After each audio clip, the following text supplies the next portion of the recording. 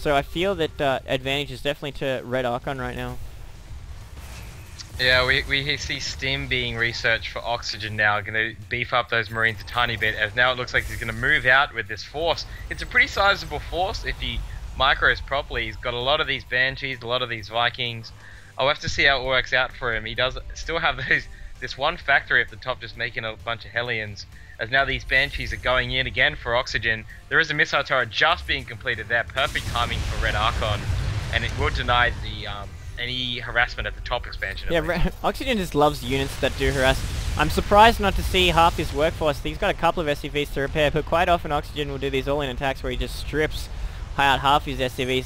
But given that there is siege tanks online for RedArchon here, I don't think Oxygen's going to be too effective. He's got a lot of air units right now, and we're even seeing a fusion core going down for Oxygen. So he's thinking about battle cruisers right now and getting double gas at his expansion to try and support that. So it'll be interesting to see if he can actually manage to get them online.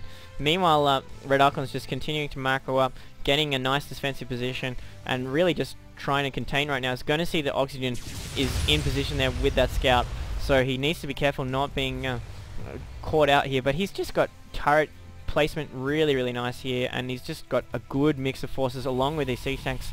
And if he can sort of get in there before all these starports get done and we start to see a lot of battle cruisers produced, then I think he'll be okay. I would like to see these battle cruisers be operational. That would be fantastic. Although it looks like RedArchon is being a bit more proactive with his upgrades. He is getting a bunch of them now. We'll have to see though, because so far it just looks like RedArchon is just banking a bit of his money. He's got a lot of gas though, so he's going to be okay to make a lot of these battle cruisers if he chooses to. He's just kind of moving around the map though, kind of just checking everything out.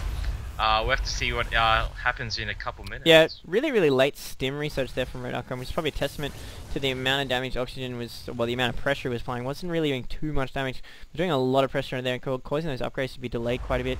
But RedArchon is just being really passive now, kind of turning his base into a fortress, and Oxygen just wants to attack, always wants to attack. It's one of the most aggressive plays we've ever seen. It should be noted though that while this battle cruiser is starting to be produced, so we will see BCs unless RedArchon can get in there and end the game before those BCs come out. But these rocks finally being cut down, they will allow a very fast channel between these two bases. You can just basically walk straight into this natural, and Oxygen's going to need to move into position there, bringing his air units back and forth, trying to pick out these Banshees, taking out a bunch of units. He does have a Raven in there, so the Cloak Banshee is not going to be too much.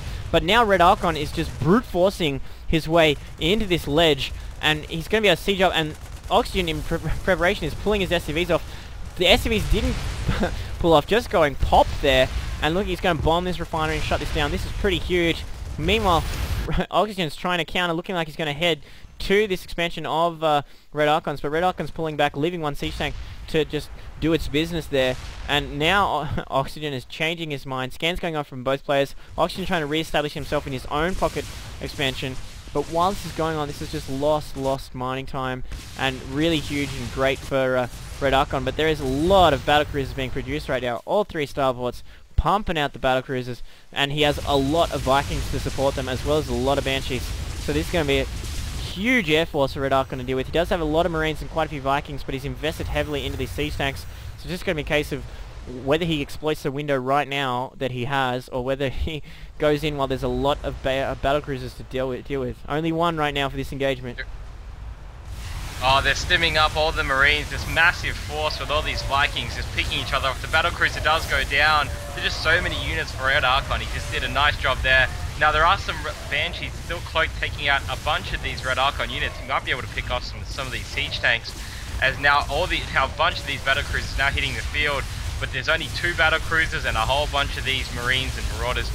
Although these battle cruisers are doing so much damage, 5 kills apiece, going to be able to take out a lot of these units. Battle cruisers and Banshees just ripping up this ground force. But that's just so many losses for Oxygen.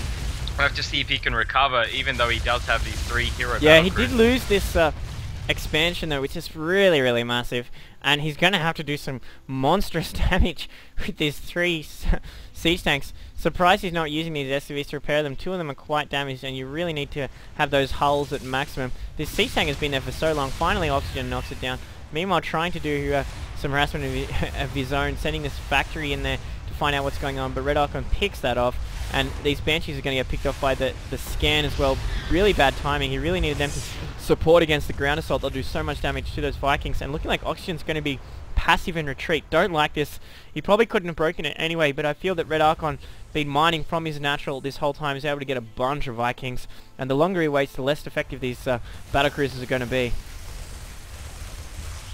Yeah, he's just waiting for his reinforcements to come out. He's just curious as if he's going to attack or not. Looks like he's going to go again, just with Vikings, but he's just kind of moving around back and forth around his old expansion.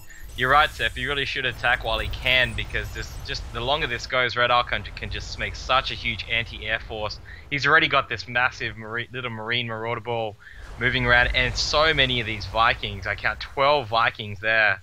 So there's a lot of anti-air going on right now. Yeah, these smooth-looking Viking pilots, as you see down here in the portrait, are going to be licking their chaps when they see these battle cruisers. 2 of them are banged up, and the window's are really closing here for Oxygen. I feel that RedArchon has just got too many forces, and his expansion's in great shape, whereas Oxygen is only just starting to mine now. Kind of push out. No tanks in this mix. Just wants to take out those battle cruisers. Vikings being caught out of position by Oxygen. Not a good look. Trying to get back to his battlecruiser. I don't think it's going to be enough, especially with no SCVs to repair. Yamato charging up, going to do so much damage to 1 or 2 Vikings, but he does call GG, and Oxygen leaves before he can witness the pain of seeing his battlecruisers turned into rubble. So, really nice execution there by RedArchon. So, we'll go to game number 2, I suppose.